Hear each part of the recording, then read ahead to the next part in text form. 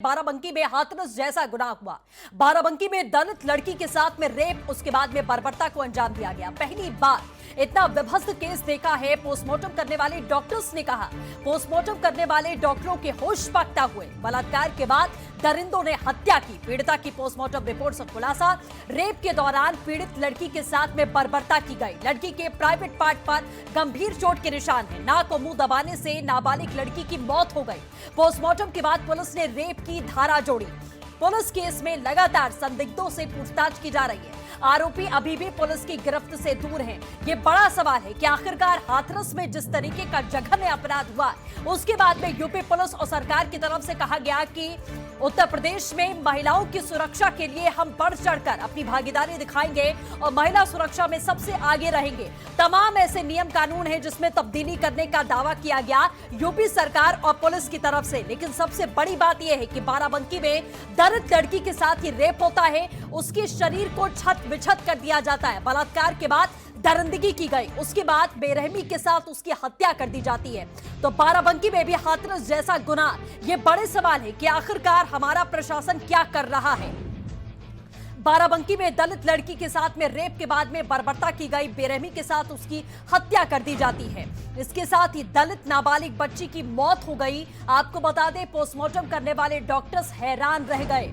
उनका साफ तौर पर कहना था कि इससे विभत्स घटना हमने अपने जीवन में अभी तक नहीं देखी।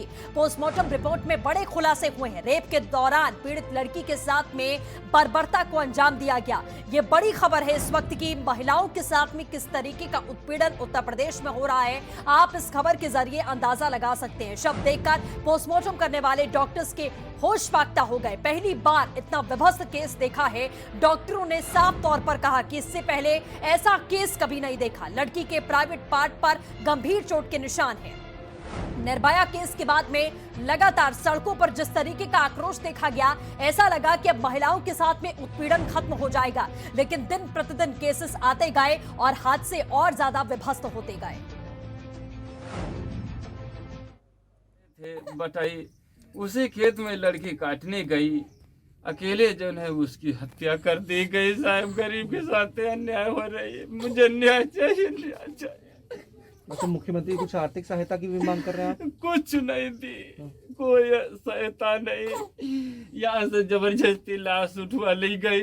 जबरदस्ती लाश उठवाई गई कि चल करके पर्ती में फुकवा देंगे, पर्ती आपको दिला देंगे, क्या कहा? कब्रिस्तान की जगह छुड़वा देंगे। सहयोगी सरफराज हमारे साथ अपडेट के साथ में जुड़ चुके हैं। सरफराज, परिवार का दुख जाहिर तौर पर हम देख रहे हैं और दिखा भी रहे अपने दर्शकों को कि परिवार किस तरीके से समय बिलख रहा है। जाहिर तौर पर अंदाजा लगाना बहुत मुश्किल है इस वक्त वो परिवार जिस दौर से गुजर रहा है।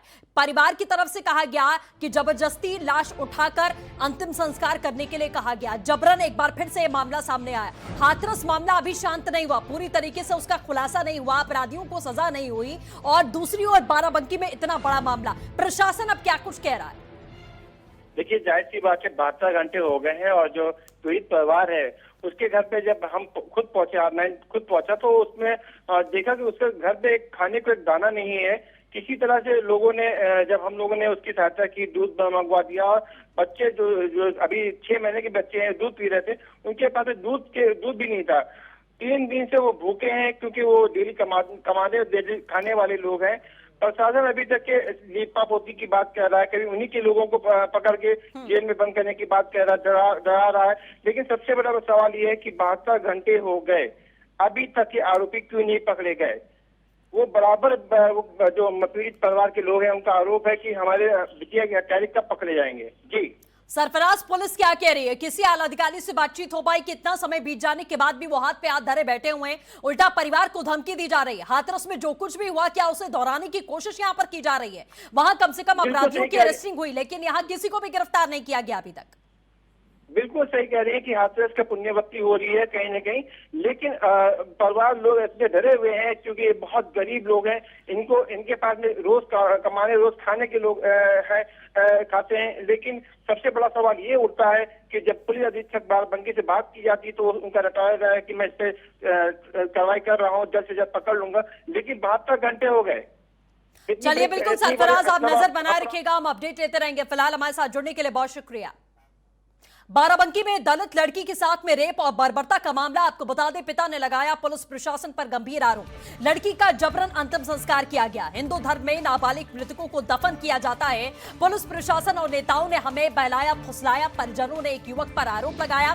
आरोपी करना चाहता था मेरी बेटी से शादी, ये परिवार की तरफ से कहा गया। बेटी ने शादी से इनकार कर दिया, इसके चलते ये वारदात हुई। बेटी से शादी नहीं करने दी गई, इसीलिए इस वारदात को अंजाम दिया गया। लेकिन पुलिस के हाथ अभी तक खाली हैं। 72 घंटे बीत चुके हैं। परिवार एक बार फिर से कहीं ना कहीं हाथरस मामला दोहराता हुआ यहां पर दिखाई दे रहा है। वहां पर भी परिवार के साथ में इस तरीके की ज्यादती की गई, उनकी बिटिया उनके साथ नहीं रही और कुछ वही हादसा यहां पर भी हो रहा है। प्रशासन अपनी लाज बचाने के लिए, अपनी गलतियों को छुपाने के लिए परिवार को उल्टा प्रताड़ित करता है। उन्हें डरा धमकाकर अंतिम संस्कार करवा दिया गया, जबकि नाबालिग बेटियां जिनकी शादी नहीं हुई होती है, सीधे तौर पर उनको दफन किया जाता है हिंदू धर्म में। उसके बावजूद भी जबरन अंतिम संस्कार करवा दिया गया।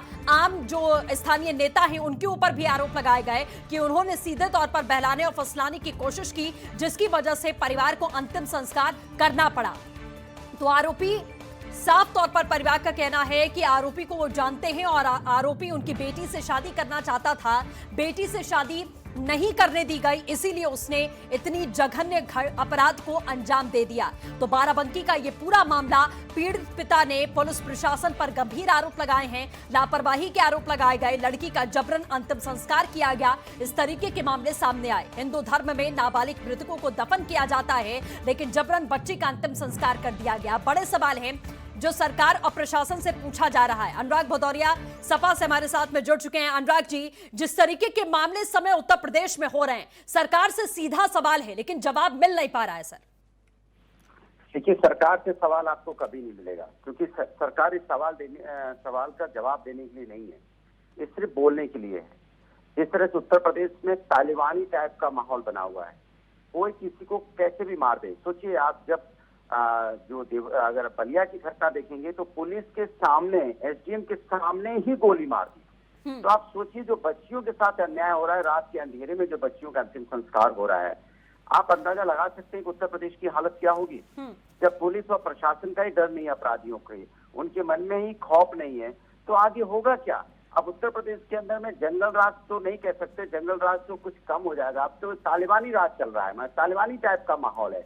किसी को खौफ ही नहीं है। पुलिस कानून व्यवस्था नाम की कोई चीज है ही नहीं, कुछ भी कानून व्यवस्था नाम की कोई चीज नहीं है। और पुलिस प्रशासन सिर्फ अगर इनसे जवाब मांगो तो भारतीय जनता पार्टी के प्रवक्ता और भारतीय जनता पार्टी के नेता और मुख्यमंत्री सिर्फ एक ही बात रटते रहते हैं, अपराधी उत्तर प्रदेश छोड़ के चले जाएं, कड़ी से कड़ी सजा मिलेगी। ये कड़ी से कड़ी सजा आप बोलते रहते हो, लेकिन आपका पुलिस का इकबाल कहाँ है। जो जिनकी मृत्यु हो जा रही है, जिनकी हत्या हो जा रही है, वो कैसे वापस आएंगे। जिस माँ बाप की बच्ची चली जा रही है वो कैसे वापस आएगी, जिनका बेटा जा रहा है वो कैसे वापस आएगा, इसके बारे में सरकार बताए। समस्या को अगर सरकार समझने की कोशिश करे कि समस्या है तो समाधान होगा ना। सरकार तो आंख कान बांध करके बैठ गई है, एकदम आंख कान बंद करके बैठ गई, सुनने को तैयार नहीं है। उससे पूछो कि बाराबंकी में घटना हुई तो कहेंगे हुई नहीं। हाथरस में बोलो घटना हुई तो बोलो हुई नहीं। वो तो कोई घटना को मानने को तैयार नहीं। तो समस्या का समाधान कैसे होगा जब तक सरकार को ये एहसास नहीं हो जाए कि हम फेलियर हो रहे हैं, हम लगातार फेल हो रहे हैं, हमारा प्रशासन कानून व्यवस्था फेल हो रही है, और जो लोग हमें बता रहे हैं कि फेल हो रही है, तब तो सुधारेंगे ना। भाई, जो आदमी सो रहा है और जानबूझ के सो रहा है, उसको कैसे उठा दोगे आप। वो मानने को तैयार नहीं है, क्योंकि कानून व्यवस्था अब उत्तर प्रदेश के अंदर में भारतीय जनता पार्टी कंट्रोल की बस की बात नहीं। मुझे लगता है मुख्यमंत्री जी को तुरंत इस्तीफा दे देना चाहिए। अब उनके बस की नहीं है तो थोड़ा नैतिक जिम्मेदारी भी ले लें। नहीं, और ये स्थानीय प्रशासन का रवैया बहुत ज्यादा संवेदनहीन कहा जा सकता है। सीधे तौर पर ऐसा लगता है इंसानियत बची ही नहीं है स्थानीय प्रशासन में। यहाँ पर भी हाथरस वाला मामला सामने आ गया कि जबरन अंतिम संस्कार कर दिया गया। अरे मैं कह रहा हूँ, एक आध घटना हो तो आप इसकी बहस भी करें।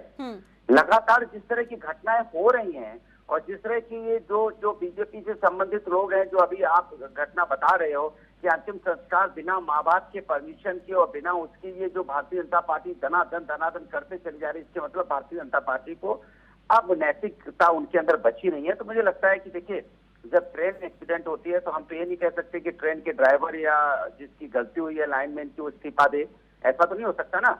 हम रेल मंत्री का इस्तीफा मांगते हैं ना। इसलिए उत्तर प्रदेश के मुख्यमंत्री जो चला नहीं पा रहे उत्तर प्रदेश को, क्योंकि उनके कंट्रोल में नहीं है कुछ भी, उनके कंट्रोल का बाहर है।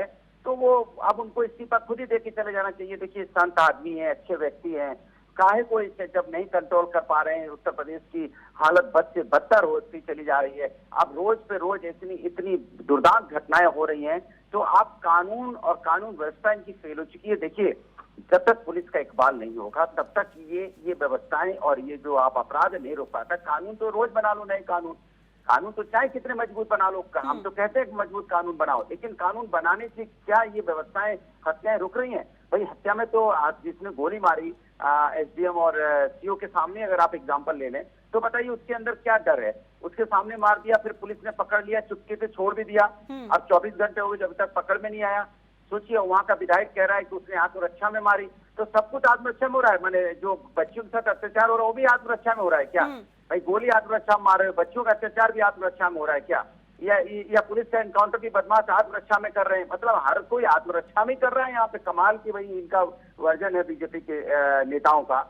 मुझे तो लगता है कि बीजेपी के नेता बिल्कुल जाहिर तौर पर देखिए यहाँ पर सवाल उठना लाजमी है। फिलहाल अनुराग जी हमारे साथ जुड़ने के लिए आपका बहुत बहुत शुक्रिया। तो विपक्ष इस समय सवाल खड़े कर रहा है, सवाल उठना बहुत वाजिब है, क्योंकि हम भी लगातार यही सवाल पूछ रहे हैं कि आखिरकार हाथरस के बावजूद भी इतना जघन अपराध वहां पर हुआ, पूरे देश में किस तरीके का हंगामा मचा, वो भी सरकार ने देखा, प्रशासन ने देखा। उसके बावजूद भी अपनी साख को बचाने के लिए एक बार फिर से यहां पर भी उसी वारदात को अंजाम दिया गया जैसे हाथरस में मामले को छुपाने की कोशिश की गई थी। 18 वर्षीय महिला का शव खेत में मिलने की सूचना पर अपराध संख्या 261/20 धारा 302 आईपीसी का अभियोग पंजीकृत किया गया है और गुणवत्तापूर्ण विवेचना आरंभ कर दी गई। आज दिनांक 15/10/2020 को मृतका के पोस्टमार्टम के आधार पर धारा 376 की बढ़ोतरी की गई है।